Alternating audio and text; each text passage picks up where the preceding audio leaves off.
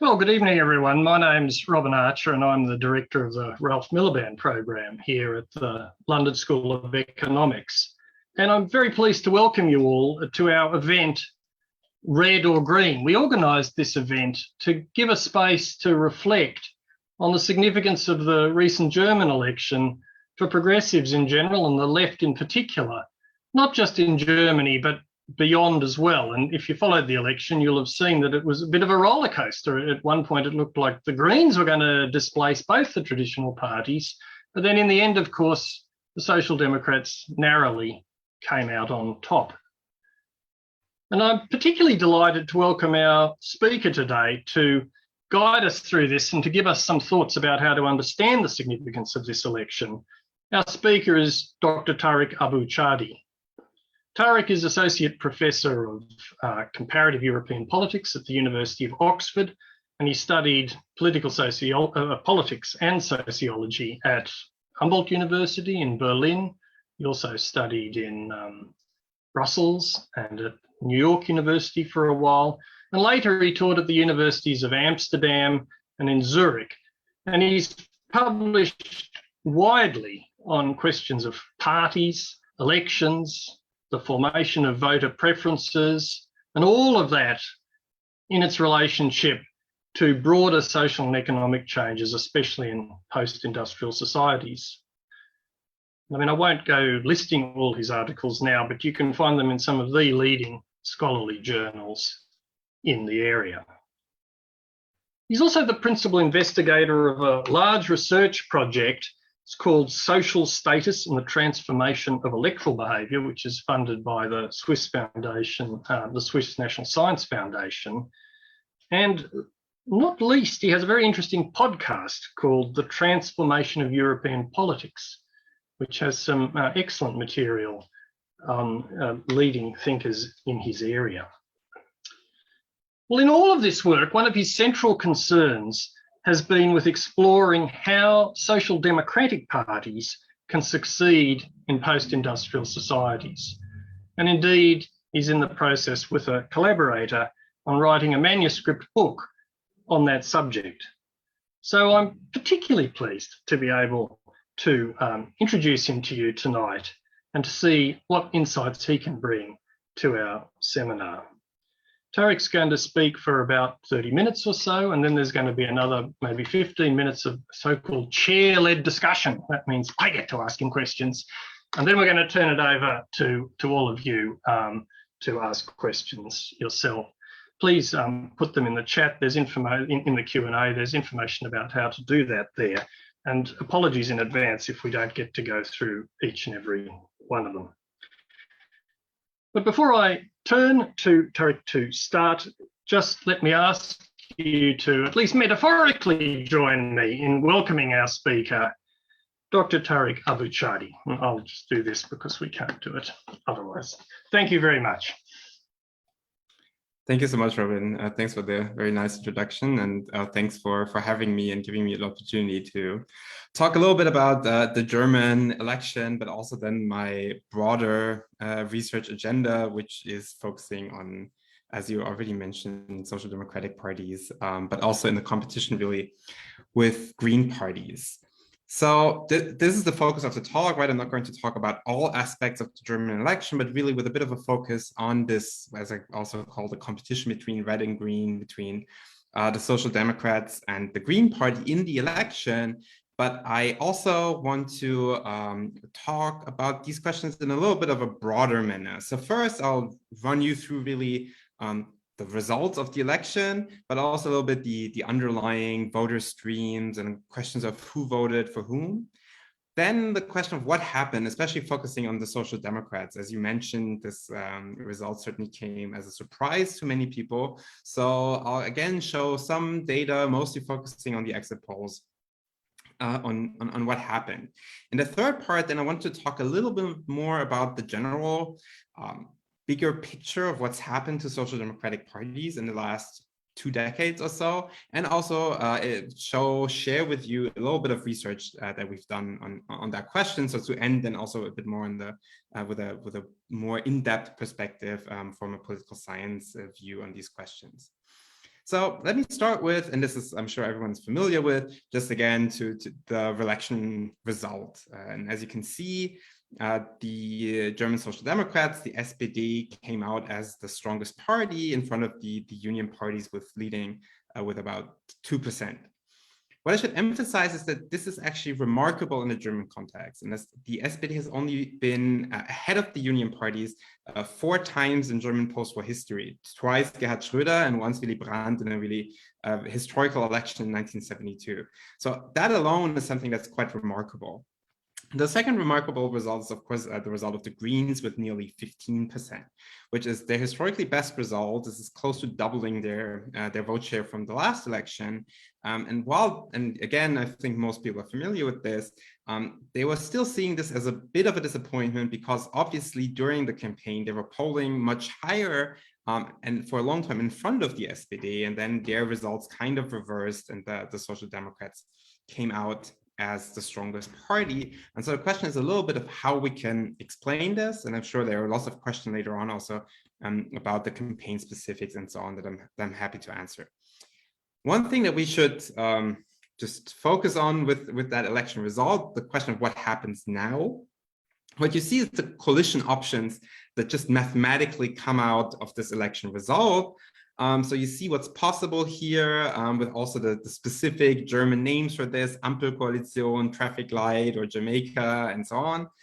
What's important really is that out of all these options, it's now quite clear what the next coalition is going to be. This is the so-called traffic light coalition, so the Social Democrats, the FDP, this is like, liberal, more center-right liberal party, and the Greens together. They already now decided to take up negotiations, and it's quite clear that this is going to be the next that this is going to be the next coalition. I think most people don't have a lot of doubt anymore, but they still have to negotiate, of course. So some things can still happen, but this is very likely going to be the next coalition. Again, later on, if you want me to speculate about certain aspects, I'm happy to.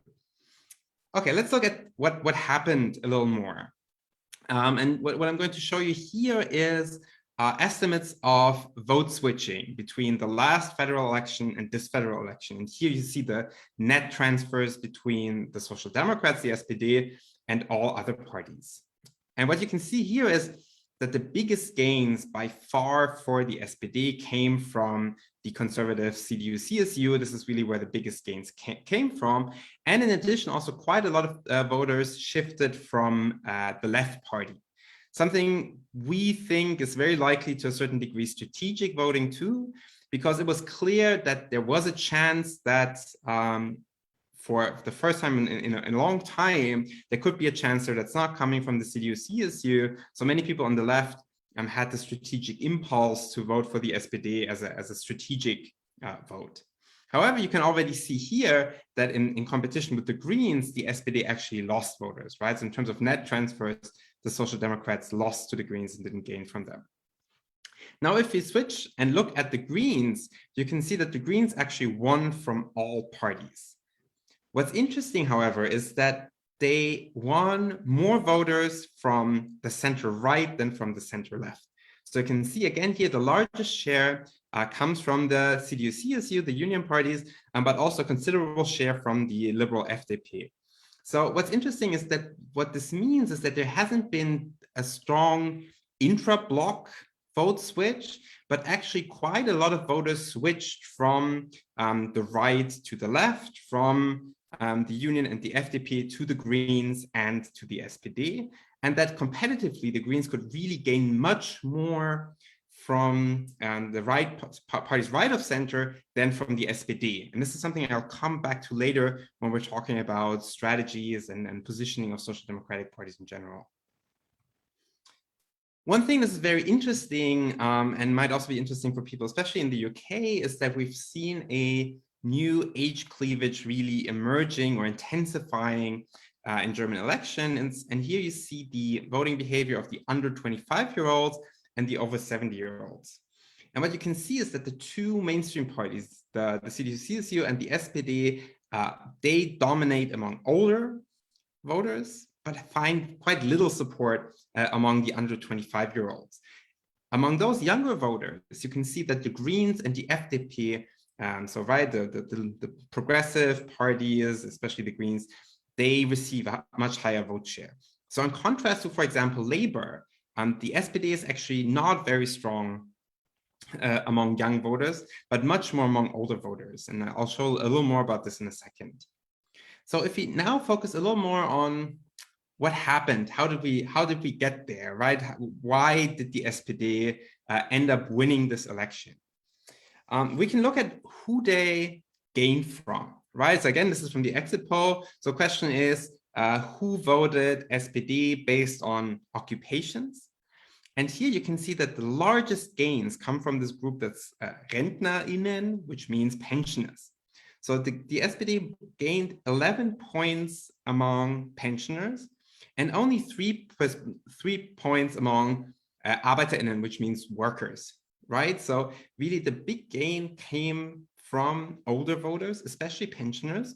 And again, I think this is something that might be surprising for some people in other countries, but it's actually quite in line also with the Biden election in the US, and where also bigger gains among pensioners made a big difference. Again, you can look at this in terms of age groups. Here you again see the support and the gains, and you see that the biggest support group for the SPD is the over 70-year-olds. And there's only very little support among young voters, even among the less than 34-year-olds, right? So maybe not even that young anymore. The SPD further lost in this election. And these voters mainly went to the Greens, right? So this means two things. On the one hand, this is good for the Social Democrats because old people are ready to have many more, and they are much more likely to turn out. So this is something that is electorally paying off. However, if you look at this from a more cohort change perspective, then the SPD has this big problem that still, despite this win now, they're not appealing to younger voters who are much more supportive of the Greens. So if they don't manage to change this pattern, they will over time lose and might lose their position as the strongest party of this left bloc. And this is something that's actually quite happening to quite a couple of social democratic parties in Western Europe, where they're losing out younger voters. And this is really a cohort change much more than just an age effect. If you ask people, this is just straight out ask people who voted for the SPD, what was the most important thing for your voting decision? Then 36% say the candidate. And this is really a large number for the Greens and the CDU. This is just about 10%, right? So nearly as many people say candidate as program. And this has also been the common narrative in understanding this election, that this was about Scholz, that this was the candidate. Scholz was just a stronger candidate than Laschet and Baerbock, the candidates of the CDU and the Greens. And because of this, the SPD could win the election in the end. And this is certainly true. However, if you've studied voting behavior, right, we as a discipline have done this now for over 70 years, and we know that candidates can never be the whole story. So one thing I'm going to show you now for the SPD, and then I'm going to broaden this perspective a little bit later, is this. This is data from the Comparative Manifesto project that was published in a blog post. And what you can see here is the position of the SPD over time, divided into a socio-cultural position and a socio-economic position, right? So the right is more the traditional left-right in economic terms, and panel A is more a progressive versus authoritarian scale, second dimension cultural. And what you can see that this election in 2021, especially if you take the two just together, has really been the most left-wing, left progressive program of the SPD in decades. So I think this is really interesting if we focus on Scholz, the candidate, quite a centrist, but we see that the SPD actually ran on their most progressive, most left progressive program in decades and won this election with that program. So I think this is important, just looking at the SPD for this election. And now also when I'm trying to connect this a bit to the broader research on the development of social democratic parties. And this is what I want to do now, where for social democratic parties, what we know and what we've observed, generally social democratic parties in Western Europe, is that we've seen an electoral crisis, right? This is something that everyone has read about and nearly everyone has written about, is that social democratic parties in Western Europe have seen strong losses in vote shares in the last 10 to 20 years, especially in the last 10 years, like elections in France and the Netherlands and so on, historically bad results. There are many narratives around what has happened here that can be summarized as an economic and a cultural narrative. In both of these narratives, the idea is that social democratic parties have lost their core constituency, the working class, right, their former core constituency, because of their either economic or cultural positions. The economic narrative more strongly focuses on the more centrist or neoliberal policies enacted by New Labour, the Neue Mitte, Blair, Schröder, and so on. So the idea is here that these economic positions have alienated the working class, and social democratic parties have lost these voters. The cultural narrative then focuses more on their second dimension positions. Here, the idea is that social democratic parties are just too progressive on questions of gender equality, LGBT rights, environmental issues, and of course, especially immigration. And then there, the idea is that because of these two progressive positions, social democratic parties have lost, again, working class voters, especially to the radical right, right? This is the idea. Radical right is the new Workers' Party. They have gained the support from social democratic parties. And because of this, we're currently seeing this electoral crisis of social democracy. We have worked on this in many different projects. We're also a bigger group of researchers investigating this at the moment. And there's actually very little empirical support for this. Especially the cultural narrative finds very little support in many analyses we've done.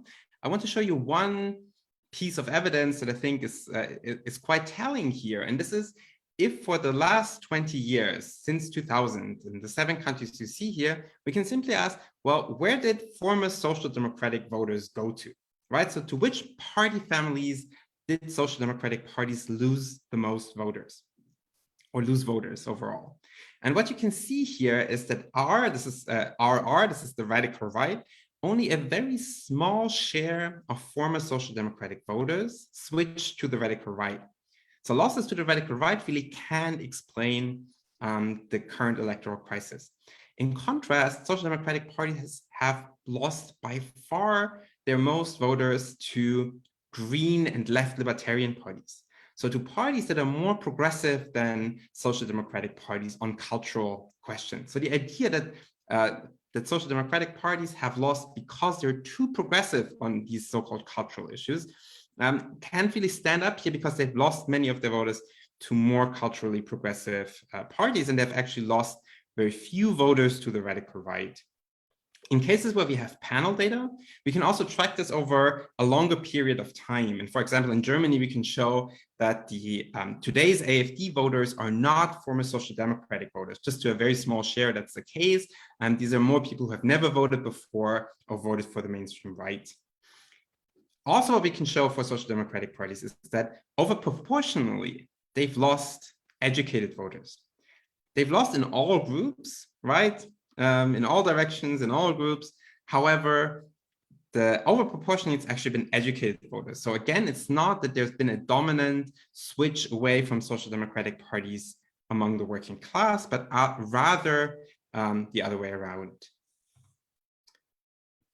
Now, this is the crisis narrative, right? And also some empirical facts on the crisis. However, in the last years, we've actually seen now a couple of elections where social democratic parties won, right? Starting with Denmark in 2019, but also in Finland, in Norway, now in Germany. So there have been a couple of elections where social democratic parties won. However, as people have observed, this happened with still very low vote shares. This happened with quite historically low vote shares in many cases. So the question is a bit, what do we do with this, right? Is this now a resurgence of social democracy, or what can we do with that information? One main thing here is that we need to take into account just generally fragmentation of party systems, right? This is something that's happened in nearly, or happening in all Western European party systems, and especially where the electoral system allows for stronger fragmentation. We see this stronger fragmentation, and so the goal of social democratic parties, of course, needs to be the strongest, to be the strongest party in this multi-party space. And it's much less relevant to compare the vote shares to the glorious 70s or so on, but their goal really needs to be the strongest party in a coalition that is closest to their ideal point. And so with taking this into account, what we as social scientists, as political scientists need to do is we need to understand which factors are more nationally contingent and what are actually comparative structural factors that allow us to understand under what conditions social democratic parties come out strongest in this fragmented field. And something we have done as a group of researchers is we have looked at the positional strategies of social democratic parties in this multi-party space. So the question of with what positions they can take, and try to analyze when these strategies or which of these strategies are more or less successful. What we've done here, this is just a schematic representation of these potential strategies. So you see a couple of different party families, right? You see the radical right, the center right, and the liberals in a typical two-dimensional space. So you see the x-axis is the typical economic left-right, from status politics to market liberal politics, left to right. And then we have at the other axis, this is what we can often call the cultural dimension, from progressive to more conservative national authoritarian positions. And in this space now, we drew four typical ideas of what social democratic party strategies could look like. But these are not necessarily real parties, but this is a combination of these two dimensions that we call old left, new left, left national, and centrist. So these are all realistic positions within a social democratic field, but they combine different positions differently. So the old left really is an idea of quite strongly economic left-wing positions, however, not such a strong emphasis on progressive politics, and there are a bit more variation in terms of these cultural positions.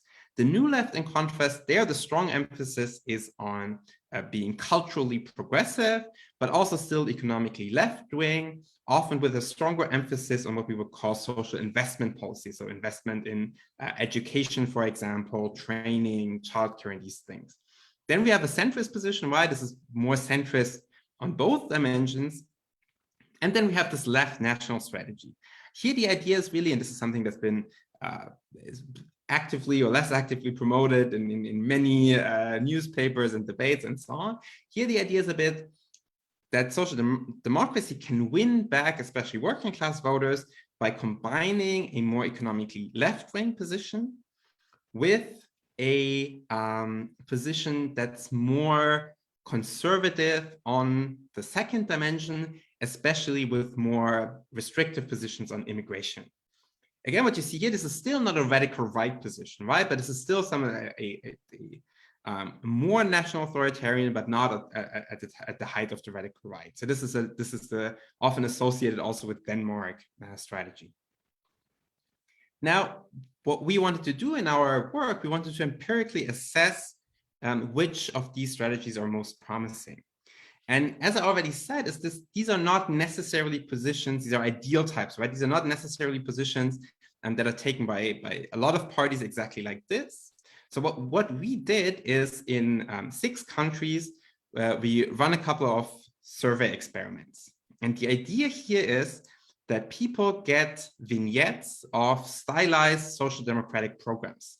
So they see 2 programs in front of them that vary on 9 issue dimensions. For example, on questions of immigration, integration, but also early retirement, rent increases, and so on. And those social democratic parties then show different positions on this, and people have to decide which of these two social democratic parties they prefer. And so then they do this a couple of times and pick which program they prefer. We did this in 6 countries in 2020 and 2021. And based on this, we can do two things. We can bundle our findings and into these ideal types that I presented to you, and then we can see how people rated these programs. And we can do what's called a conjoined experiment. So we can actually estimate which single position they took had what type of impact on a program being chosen or not. And I'm going just to show you some very simple results of this in order to make our point of which strategies have been more successful. The first is here. You see now the effect of certain types of issue bundles, right? There's 4 idealized program types that I described before on a program being chosen.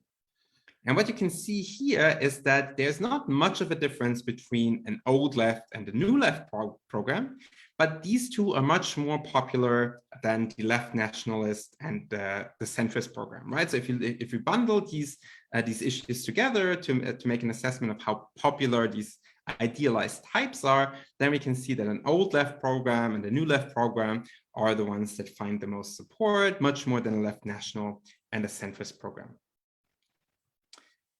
What we can also do with this, again, and you don't have to focus on everything here. I know there's a lot going on. This is now every issue lined up, and we can, for every position here on every item, we can see how this affected a program being chosen. And the 4 topics at the top are more cultural issues, and the bottom are more economic issues. And what we find, I'm just going to summarize this, is that culturally conservative positions get really punished by potential social democratic voters. So you see this negative effect of strong reduction of immigration, headscarf ban, no gender quota, or no increase of CO2 taxation. Here you always see that this has a strong negative effect.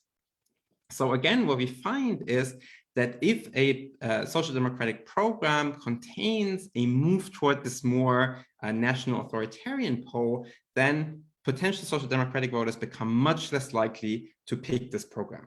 For economic positions, what we mostly find is that economically left-wing positions are also actually more popular. Strongest effect here is early retirement. So what we find is that early retirement is something that is very popular in the electorate, but also, for example, job protection is something that's quite popular. So here overall, we find that economically left-wing programs are popular, and also if you look into more detail, create very few trade-offs. Culturally progressive issues or just cultural issues create somewhat more trade-offs, but what we generally find is that culturally conservative positions get punished by potential social democratic voters. Okay, to sum up, just as a conclusion, I want to end on 3 propositions that I'm sure give some room for discussion now based on our general findings and on the specifics of the German election. The first proposition is that the fact that we are now in a multi-party and multi-issue space means that we need to reevaluate social democratic strategies and also what success means in these systems. And so also what we need to reevaluate is what a successful strategy is and what a benchmark for a successful strategy should be. Second proposition is that progressive positions for social democratic parties are a necessary condition for future electoral success. Our findings really do not show that a more national authoritarian, left-wing national strategy is something that social democratic parties could be successful with, especially looking into the future. The third proposition is that we should realize that social democratic policy is not only based on the success of social democratic parties. And that means 2 things. The first is that even if we find that conservative strategies are a vote winner for social democratic parties, we need to ask the question, well, how much is gained for social democratic policy or the social democratic ideal if we just then have more right-wing social democratic parties governing. And second is that we have other parties in party systems, especially green parties, who also represent ideals of social democracy in the 21st century. So the question should really be, for social democratic policy, what is beneficial for these, for the progressive coalition to be able to lead governments. Yes, that's it for me for the talk. Thank you.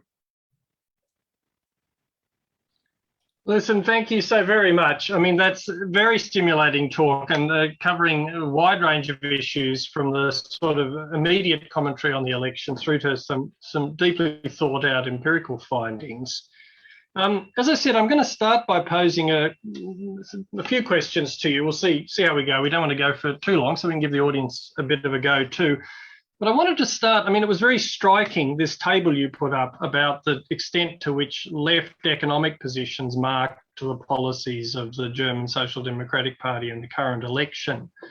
And that's been widely commented upon in other countries, that an emphasis, well, not so much on left policies, but on economic security was central.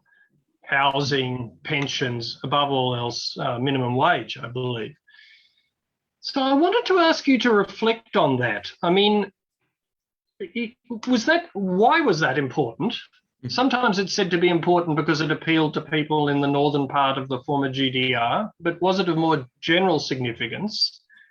And most particularly of all, I wanted you to reflect on whether the fact that the election took place after the pandemic is relevant to its importance. Because one might imagine that there was a sense that we need to pool risks again in a way that mightn't have been so important in the wake of the pandemic. And that sensibility might have strengthened the appeal of this economic security agenda. So it's a slightly convoluted question, but what is the significance of the economic security aspect of this left economic policy, especially in the context of the pandemic? So I think where we need to start first is that the actual election campaign was not very policy focused. I think that there needs to be the honest assessment of what has happened in this election campaign, is that in the end, policy questions were in center stage. I guess the only larger policy question was climate change, that was really center stage in the campaign. And then many other aspects, really candidates also dominated in the campaign in itself. This is not surprising given the fact that, that this was the end of the Merkel era. And the big question was who would be the next chancellor. I like to say this, and I'm not that young anymore, but for me, it was the first time that I voted that Angela Merkel wasn't, metaphorically at least, on the ballot. Right, so this shows that dominance, and this is also why then candidates mattered so much. However, I think the economically left-wing positions mattered for two reasons, and also the process of getting there really with the new leadership and so on. The first is internally in the party. You could really see that there was a new gained belief in the party and a willingness for activists to campaign and to really do something for the Social Democrats, and there was a new motivation and a new enthusiastic environment. And for those who speak German, I can really recommend that there's just been a documentary released that has accompanied Kevin Kühnert, who was the head of the Young Socialists for a while and then became quite a prominent figure quite quickly. And they accompanied him for the last 3 years. And there you can really see also how the mood in the party changed with this changing of the guards in terms of the leadership. And the second, and this is quite speculation, but very much in line with the more general findings that I presented, is that I think the more left-wing but also more progressive positions gave the Social Democrats a credibility back among voters who care about left-wing and progressive positions. So especially the turn away also from the Hartz reforms and so on. So people started believing again that actually something like progressive politics are possible with the Social Democrats. And I think this is one reason that they didn't lose more to the Greens. The Greens really had strong momentum. And so then it came down to that candidate question. But the fact that people who are left-wing and progressive decided to vote for the SPD because of Scholz was only possible because basically in terms of policy positions, there wasn't such a huge difference. And so it was important to gain that credibility back in that share of the electorate. And I think this is something that these positions did. Now the question with COVID. So I think COVID mattered, but maybe a little bit differently. So I haven't seen any evidence yet that has convinced me of the idea that COVID has made people more solidaric, and this is now causing this revival of social democrats. Because if we're honest, this is what we thought after the global economic and financial crisis too, and then basically the opposite happened, right? Then the big crisis for social democratic parties started. So I haven't seen that momentum in that regard, and I also think that COVID hasn't directly affected voting decisions so much. However, what it's been is kind of this white noise, right? This has been on the agenda every day.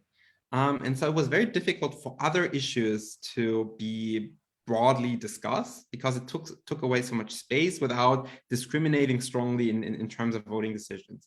And what I also, and this is really, again, this is quite speculative, but COVID, so what I certainly don't remember a time, and probably no one else does, where political decisions affected our daily life so much as during the last year and a half. Right? And so this gives people a different sense of politics. And in this context, it seems more difficult to me to get support for or to get people interested in these like long-term processes like climate change. Right? If you're all of a sudden so used to politics defining your everyday life, and then you're supposed to vote on something that's very abstract, then I think that might be more difficult. Thanks. You know, I think it's possible that what you say is true about it, but I suppose there is this difference between the global financial crisis and the COVID pandemic, that the global financial crisis damaged those that were pursuing market solutions by showing that the market could be very damaging itself. But in the COVID case, there was no other option but state action. I mean, there is no neoliberal strategy for dealing with COVID. So in a much more nebulous way, arguments about the state and its role might have been legitimised. I mean, I'm really just coming back to the same question, but is there anything in that at all? Is there anything at a loose level that suggests that? I mean, not so much at a specific policy level. So, I mean, in the specific case of Germany, what you could really see is that this gave Olaf Scholz a really good platform for him, right? So he was just very visible, but he could also show that he's not only this, you know, the black zero type of debt break type of Scholz, but that he was actually willing to to have these more Keynesian policies and to push them through. However, as other people understand more of this than me, I'd like to point out that the short-term reaction to the financial crisis, especially, was also very Keynesian, right? Crisis Keynesianism, I think, as Peter Hall calls it. And then afterwards is when the austerity discourse won. And I think at that period, we haven't even reached yet. So I think there's one big question also for the next German government is where this is going to go. No, that's a very well taken point. Let me try a different question with you, but perhaps slightly more scholarly question that maybe some of our audience would be interested in. I mean, there's a well-known thesis that hails from Adam Jaworski about the so-called dilemma of electoral socialism. I'm sure you're familiar with, and the argument is that in appealing to voters beyond the core working class, which social democratic parties necessarily have to do, they erode the salience of class and their core working class vote. Now, the evidence, the general evidence at the end did not seem to, but I wonder whether you could reflect further on that. And in particular, you know, the very earliest responses to that thesis were from Scandinavian sociologists like Just Esping Andersen, who argued that actually coalition was central and leading a strong coalition was central. So it's really a two-part question. I mean, what evidence is there of this dilemma-like trade-off that Jaworski identified, and which scholarship has returned to in recent years as a source of interest? And secondly, does your evidence towards the end about the importance of coalitions point to a sort of Esping-Anderson-like response to that? Yeah, I think what the other response is already also by Herbert Kitschult in his 1994 book, where he also deals with Jaworski's thesis in quite a bit of detail. And I think an important point is that there is a top-down potential by political parties to shape these class associations, and that it's not only the working class per se that is bound to social democratic parties, but that parties have agency in creating these associations with political parties, right? And this is, I guess, also where Esping-Anderson comes in, and then especially in the terms of universalism as a social democratic concept, as it's of course is very successful in Northern Europe in shaping these kinds of coalitions. I also think that is in the changing political space that we're in, it's very important to think of coalitions and the trade-offs, right? Electoral coalitions and the trade-offs more than and just in this through this perspective of class voting. And I think what's so important is what has happened also after Jaworski in the sense of socio-structural change and socioeconomic change.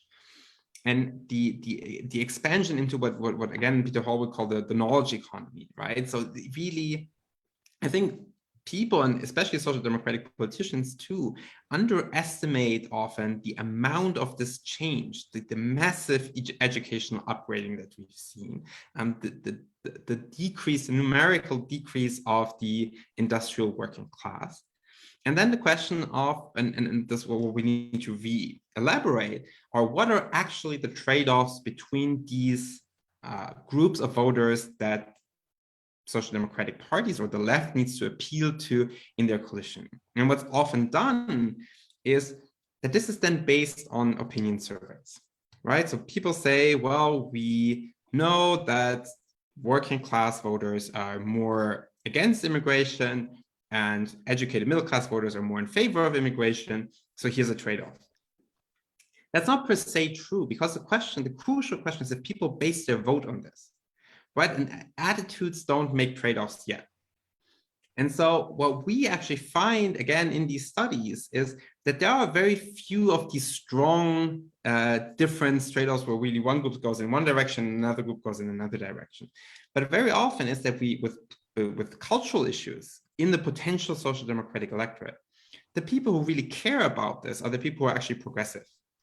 And with, for example, less educated working class voters, we see that not that much happens based on the issue of immigration. There, the economic issues are much more important. And so, and this is also something I've written in other publications, is that the social democratic coalition is one that needs to combine these more progressive positions on the second dimension with economically left-wing positions, because again, and this may be my final point on this, is also our image of who the working class is often so stuck in the 1970s, right? When I say working class, or if I said draw a worker, what people will draw is a white male in the industrial sector. This is the idea that still dominates our idea of the working class. Even if I talk to social democratic politicians, they will talk of people, white miners, people working in mining and so on, which in most countries is pretty gone. In Germany, more people work for McDonald's than in the mining sector. But for these other people, we know much less. And so the question is, and of course, they're often female and they often have a migration background or non-white. And so that is something that matters for this coalition. Thanks very much. Look, I just want to raise one last very large question, and don't feel obliged to talk about it at great length. But coming to what you said towards the end, which was, implicitly making a claim about what other countries could learn from the experience of these social democratic parties. And the starting point for the comment is simply just to observe that there's this incredible variation in the performance of social democratic parties. I mean, you emphasised, and rightly stated, that if you aggregate it all, there's been this decline for 10 or 15 years. But another way of looking at it is to say there's some countries, I don't know, New Zealand, Australia, and so on, where there's been almost no change at all. The dominant parties of the left remain the Labor parties, just as they always have. There are other countries where really quite poor performances have been put in, albeit these parties remain central. So Austria, Germany, and so on. And then there are other countries where catastrophic performances seem to be settling in, possibly the Netherlands, possibly France, and so on. How does your analysis take account of that sort of vast variation in the experience of this family of parties? Yeah, that is indeed a very difficult question. I guess, right, if you're just looking at countries and if you compare countries, the first thing, of course, needs to be to a certain degree electoral institutions, right? We see that majoritarian institutions just protect mainstream parties to a certain degree until there's a tipping point. The tipping point was very visible in France. And then once you've reached the tipping point, it's also kind of over. Right, I think that in these systems that then it can go very quickly, and it's very difficult coming back from that. You saw in the UK in the European Parliament election in 2019 what is possible when the electoral institutions look differently. So they of course do something, and then the question is really what we can do as political scientists, and also what we should do. And I think there we cannot explain single elections. So many factors affect single elections. So the perspective that we should take is a bit more this medium bracket. And then we can observe how well parties are doing. And this is again, is what I said in the end. And I don't necessarily have an answer for it. It's also the question, then what is the best criterion to evaluate and compare, right? Is that vote shares, or is it much more what is the probability to lead a progressive coalition given that context? And I think this is certainly more work should be done in that direction, and finding out really also what the benchmark there could be. Yeah, listen, thank you very much. Thank you for all those answers. Look, I'm going to read out some questions from our audience now. I'm starting with a question from Francis Osborne, who asks, are there any indications of why Die Linke is doing particularly badly compared with other left parties in Germany? Yes. So there's one problem that I described for the SPD that's even more true for Die Linke, that's age. Because the Linke, one share of the electorate of the Linke is very old, right? This is still former GDR supporters who then were the main basis of the PDS, this one part of Die Linke. And these voters are very old, and which means that the Linke is actually losing a sizable share of their electorate to generational replacement. Which also means that they then need to find this new strategy in a new environment, which means having to bridge this, this really old left type with a more, trying to attract a more liberal, liberal progressive or left-wing progressive electorate in cities. For this specific election now, that no one knew the candidates, which is not a great choice of candidates. There was very little in terms of issue agenda that spoke for Die Linke, and then there was the strategic voting away from Die Linke to the Social Democrats, plus a lot of infighting. Right, there's this Sarah Wagenknecht, this infamous figure in the party who's written a very popular book with a kind of a thesis that everyone's written a book now in every country about this idea of the what she calls the lifestyle left. The left is too much concerned with these progressive second position issues, and because of this, the Linke is losing out, which doesn't not much empirically speaks for this, because again they lost to these other lifestyle left parties, and also the Greens, right? So not much speaks for this, but there's a lot of infighting, which is never good. Maybe a final point on Die Linke. of course, a part of their support in the, from, let's say, 2005 to 2015 came from their more populist anti-establishment rhetoric. But that's a very volatile electorate, and many of these voters actually left for the AfD. So proportionally, the Linke also lost a sizable share of East German voters to the AfD. Okay, thank you very much. So the next question is from Simon Dries, who asks, to what extent are societal changes, by which he means, he says, changes to the workforce as opposed to changes in attitude, important? And he goes on to refer to major societal trends such as the decline of manufacturing jobs, the rise in IT jobs, the increased educated population, and so on. Do we have insights into the effect of this? Yeah. So this is something that we see as really central to understanding the dilemma of social democratic parties, but also this is something that's very informative, I think, for where potential strategies should be. That is right. One thing that we would argue, and many others do too. Education and occupation affect political attitudes. We know this, right? Higher educated people have more progressive positions, for example.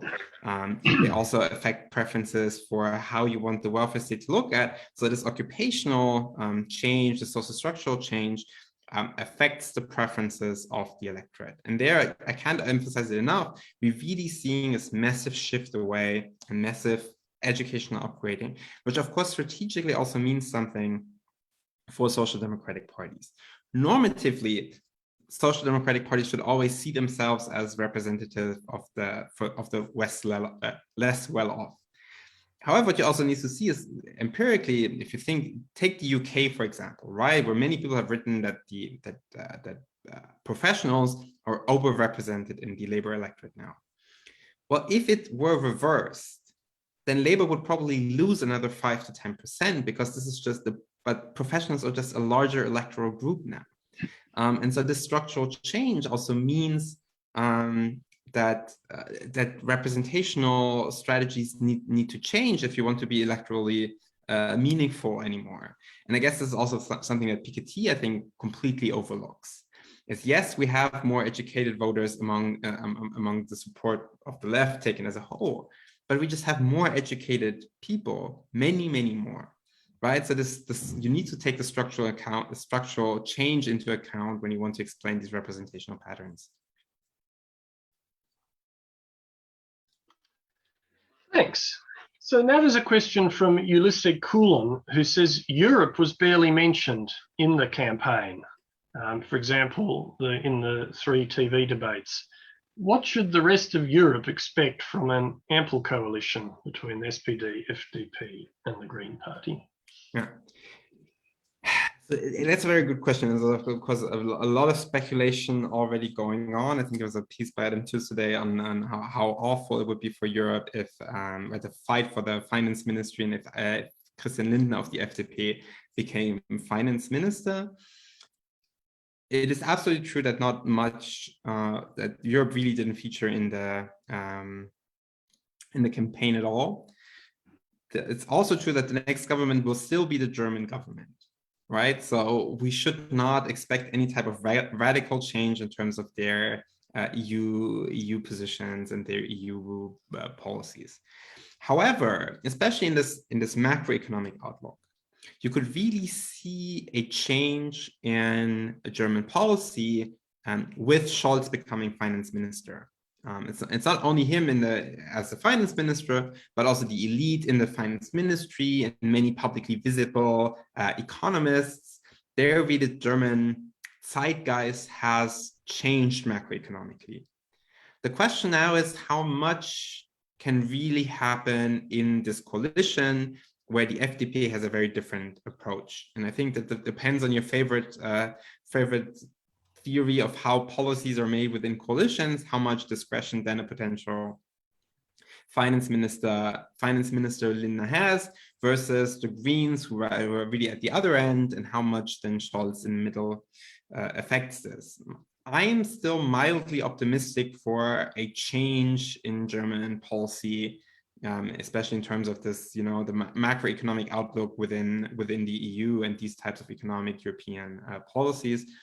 But it's very, very difficult to tell. Okay, thanks. So next question's from Charlie Mansell, who refers to the fact that 45% of young people voted for a liberal choice, either economically liberal or a socially liberal green. And Charlie Mansell suggests that something similar seemed to happen in the Netherlands too. Is this a wider EU trend which may have an impact on UK Labour, given that UK Labour currently has over 50% of the youth vote, and given that it's trying to win back its northern red wall voters? So it's a rather long question, but it's to do with the rise of a liberal vote amongst youths, whether that is a common feature and what impact it might have in the UK case where Labour is heavily freighted with young voters. Yeah. So the common European phenomenon really is that we see that younger cohorts are more culturally progressive. Right there, you can really see a cohort change. Tom O'Grady from at UCL has a great paper on this. You can really see that younger people are more progressive on cultural issues. On economic issues, not so much. There is not much of a cohort change.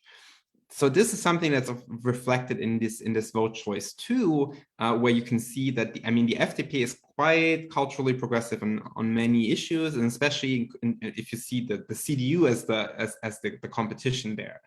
The other economically right-wing party, then they're much more progressive and they're just more modern, and the CDU was also very old-fashioned just in the last year. So you see this change to more progressive parties. The reason that Labour is so popular among younger voters, or one, is that, again, the electoral system keeps, to a certain degree, people move from moving away. So a Labour Party that now chose, like a Labour Party that chooses a strategy to appeal to that red wall, whatever that is, by becoming more culturally conservative, risks losing these voters. The question is how much, because, right, the electoral system, but you can already see that there are some losses to the Greens. And this is something that has happened in many other European countries. The question is how strongly this will happen in the UK. And of course, Labour has received this kind of youth boost through Momentum and Corbyn and so on. So again, this is something that makes Labour quite uniquely positioned compared to many other social democratic parties in Europe. But that risk of, we can show this in many things we have, if social democratic parties become more culturally conservative or national authoritarian, they alienate young people. And if you alienate them once, there's a high likelihood that they will never come back, right? Because early voting affects the voting throughout your life course. Thanks. I might just follow up on that with what struck me as a paradox about young voters in your presentation. Because on the one hand, you emphasised this huge generational gap and that the SPD's traction amongst young voters was very weak. And on the other hand, in your comments, you emphasised that youth activism had, to a certain extent, returned to the SPD from the earlier period, and you referred to the young socialist leader, and they obviously played an important role in electing the party leaders in the previous period. What can you say about that paradox? There seems to be sort of energy and enthusiasm at an activist level, but it doesn't seem in this case, unlike in the UK case, which we were just discussing, to be reflected in voting behaviour. Yeah. The question is when you how long it takes, or if at all you can gain this credibility back, right? So you have seen that move. But for many young people, the SPD is just not part of the choice set. It is really that they have become alienated from the Social Democrats. This has already started a while ago, and my favorite example is always, again, this is very specifically German, but there's this young YouTuber who's called Rezo, who had a clip about the destruction of the CDU and was strongly focusing on bad policies of the CDU on climate issues. the SPD didn't even really feature in that video so much. It wasn't that they're right. It's not that they're the good ones at all. He basically said they're very similar to the CDU, but kind of they weren't really even worth talking about. And this was the state of the SPD, until very recently. And the question is, if now in government they can shape the agenda in a way that younger people see them as a vehicle for their political demands again. I think the only way of doing it is actually being leading a government. This really is, you could see this in Spain, for example. This is the way of I don't know, not reinventing themselves, but kind of changing how they are perceived by people. And I guess this is important for them now. Thanks. So there's another question here from Joe Crisp, who asks, shouldn't Social Democrats care more about losing voters to right-wing parties than potential coalition partners, for example, the Greens? If so, doesn't this change the strategic consideration about policy programs? Right, so there is this idea that if you only lose within your bloc, then that it's not so bad, because then you can still you can lead the coalition with those political parties. And that's a bit what happened in Denmark in 2019, right? The Danish Social Democrats actually lost votes overall, but their losses went to other parties in that bloc, and they gained some voters from the right, and so the bloc size increased. So this is technically true. However, these dynamics of losses and gains don't work so simply through this really just very simple spatial logic. The left bloc doesn't necessarily increase in size just if the Social Democrats move to the right. The best example in this election are the Greens, right? The Greens gained a lot of votes from the right, but not because they were somehow a more right-wing party. So this is the first dynamic. It's not really clear how you get these voters across the aisle. And the second thing is that bloc logic, of course, has become much more volatile or just less strict in most countries. So the Greens are in coalition with the CDU in many Länder in Germany. They are in government in Austria with the ÖVP. So this means that it is much less clear where these bloc gains are. And if you look at the Netherlands and other countries, these negotiations will get much more complicated. And so this calculating on this bloc logic the Social Democrats might do it and then end up with a coalition they're just not part of, because one other party from that nominally left bloc is in a coalition with the nominally right bloc. Okay, thanks. I've got a couple more questions here. One about a particular table, and another which I'm just going to sort of amalgamate from various people who've asked a similar sort of thing. And then, you've dealt with a large range of questions, so we probably should give you a break shortly.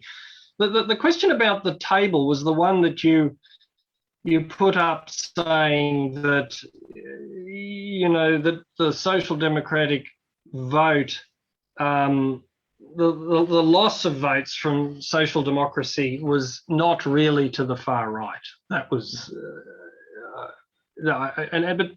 but the question is that it seems that the data was from 6 countries, most of which had large historic far right parties. Mm-hmm. So would this look different if it wasn't? I mean, a paradigm would be Austria, where there's been a big far right party for decades and decades. Mm-hmm. So would that table have looked different if you'd included countries that didn't? I mean, Germany was there as well, I think, and that perhaps is a counterexample. But many of those places, Switzerland, Denmark, the Netherlands, have for some time now had large far-right parties.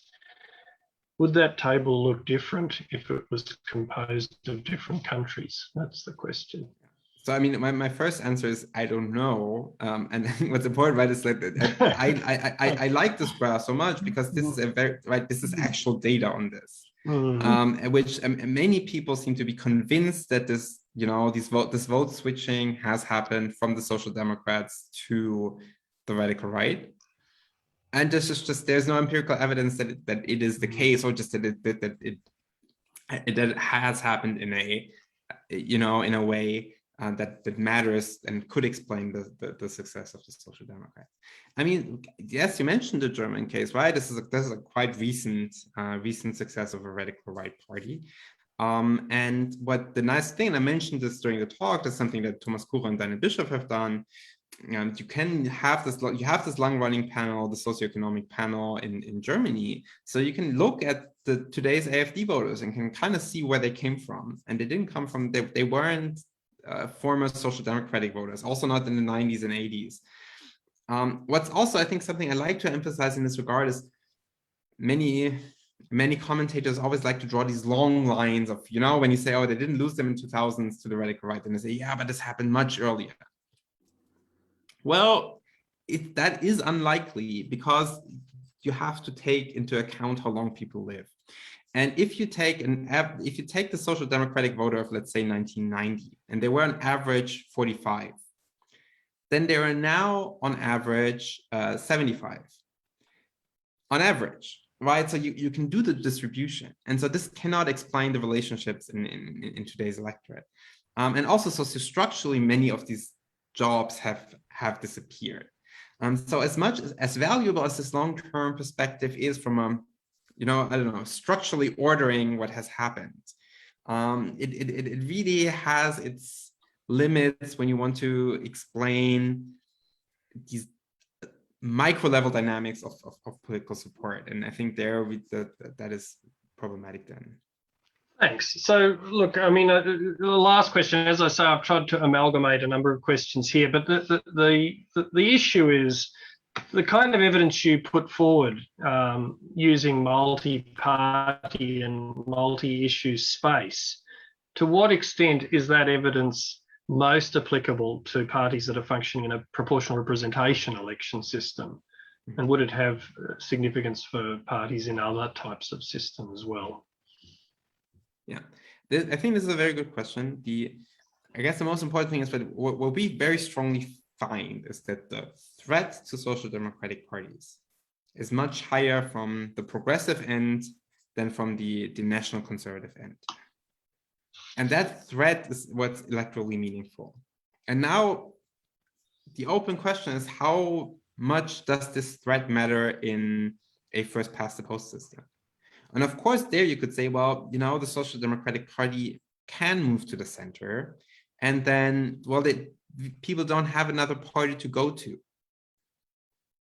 I think that is really only a convincing argument in the US. Because and even there, right, you have the 2% Green Party voters, but let's not talk about them. But right, I think in the UK that is not a given, and they're this, right, losing a couple, like losing 2 or 3 percentage points, that's the difference in a majoritarian system, can actually potentially have a much stronger effect than losing 2 to 3% for a large party in a PR system. So that is a bit another trade-off there, and it is a valid point that these electoral dynamics, the electoral system changes the dynamic a bit, in the sense when you can always ask, well, can people leave social democratic parties for a more progressive party? But the answer in the UK to me seems to be yes. And this is something that seems to me a quite visible threat. And you can see, I mean, you saw in France how this can happen. Again, this is a 2-stage system, also differences, but these changes can happen. And if they happen, they are more likely to happen to more progressive parties and not to national authoritarian parties. Well, listen, thank you so very much. I mean, not only have you given us a rich and stimulating presentation, but you've fielded an incredible wide range of questions. I mean, I think we got some rich data about the results, about why you think they came about, and then you build out a larger picture, a bigger picture about some of the effects that might be relevant, not just in the German election, but more generally for social democratic parties in their competition with Greens, but also with others. And you ended with some striking conclusions, which are food for thought, I think, for us. Notably, that what matters now is that these social democratic parties are strong enough to lead a coalition, And secondly, that progressive positions are necessary for them not to lose out in the competition to become that largest party. Well, thank you again very much. I want to just end by, on behalf of everyone, thanking our speaker, Dr. Tarik Abou-Chadi. Thank you very much. Thank you.